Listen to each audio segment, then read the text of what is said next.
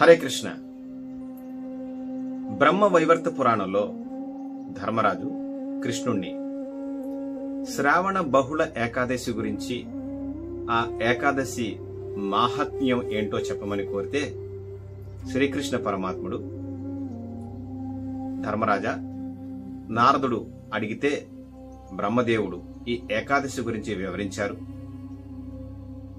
ఈ ఏకాదశి యొక్క నామం కామికా ఏకాదశి, శ్రావణ బహుళ కామికా ఏకాదశి. ఈ ఏకాదశి మాహాత్మ్యం చెప్తాను విను అంటూ బ్రహ్మదేవుడు నారదుడికి ఏం చెప్పారంటే, ఈ ఏకాదశి వ్రతాన్ని ఎవరైతే ఆచరిస్తారో వారు తమ పూర్వ పాపాలన్నీ పోగొట్టుకుంటారు. గయ, కాశీ, నైమిసారణ్యం లాంటి దివ్యక్షేత్రాల్లో ఎవరైతే నివసిస్తారో, ఎవరైతే అక్కడున్న తీర్థ జలాల్లో స్నానం ఆచరిస్తారో వాళ్ళు ఎలాంటి ఫలితాన్ని పొందుతారో అలాంటి ఫలితాన్ని ఈ ఏకాదశి పాటిస్తే వస్తుంది అంటూ చెప్పారు. అలాగే ఈ ఏకాదశిని పురస్కరించుకుని ఎవరైతే నా నామాన్ని, అంటే కృష్ణ నామాన్ని, హరే కృష్ణ హరే కృష్ణ కృష్ణ కృష్ణ హరే హరే, హరే రామ రామ రామ హరే హరే అంటూ నా నామాన్ని జపిస్తారు, నా గురించి వింటారు, వాళ్ళకి నీటిలో ఉన్నటువంటి తామరాకు నీటిని అంటనట్టుగానే ఈ ఏకాదశి వ్రతం రోజు నా నామాన్ని జపించి నా గురించి శ్రవణం చేస్తే ఆ తామరాకు నీటికి అంటుకోని విధంగా ఈ ఏకాదశి ఆచరించే వారికి పాపాలు అంటవు అంటూ కృష్ణుడు చెప్పడం జరిగింది. అలాగే ఎవరైతే వాజపేయి యజ్ఞం చేస్తారో ఆ యజ్ఞం ద్వారా వాళ్ళు పొందే ఫలితం ఏదైతే ఉంటుందో ఈ కామికా ఏకాదశి ఆచరిస్తే అలాంటి ఫలితాన్ని పొందుతారు. ఇదే కాకుండా ధర్మరాజా,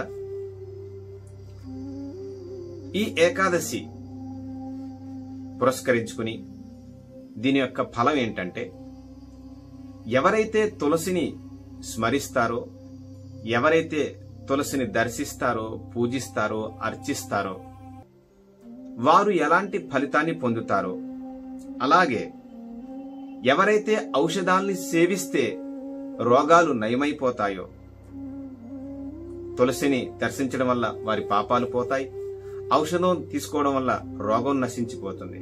అలాగే ఈ కామికా ఏకాదశి ఆచరించడం వల్ల ఈ ఏకాదశిని ఆచరించేటటువంటి వ్యక్తి యొక్క పాపాలు కూడా అలాగే తొలగుతాయి అంటూ కృష్ణుడు ధర్మరాజుకు చెప్పడం జరిగింది.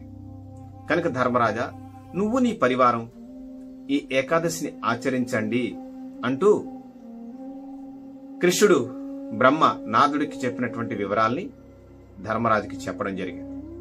కనుక ధర్మరాజు ద్వారా మనందరికీ ఈ ఏకాదశి మాహాత్మ్యాన్ని తెలియజేస్తూ కృష్ణుడు తనను చేరే మార్గం, వైకుంఠం లేదా గోలోకానికి చేరే మార్గాన్ని ఒకానొక విలువైనటువంటి విషయంగా ఏకాదశి వ్రతాన్ని ఆచరించమని చెబుతూ ఉన్నారు. కనుక ఈ అత్యంత విలువైనటువంటి ఏకాదశిని మనము ఆచరించి కృష్ణుడు ఇచ్చినటువంటి సందేశాన్ని స్వీకరించి ఈ ఏకాదశి క్రమ పద్ధతిలో భగవన్నామాన్ని జపించి భగవత్ కథ విని ఉపవాసం ఉండి జాగరణ చేసి ద్వాదశి సమయంలో కృష్ణ ప్రసాదాన్ని స్వీకరిస్తే ఆ ఫలితాన్ని మనం కూడా పొందొచ్చు. కనుక అందరూ ఈ ఏకాదశి పాటించేందుకు ప్రయత్నం చేయండి. భగవన్నామాన్ని ముఖ్యంగా జపించడానికి ప్రయత్నం చేయండి. హరే కృష్ణ.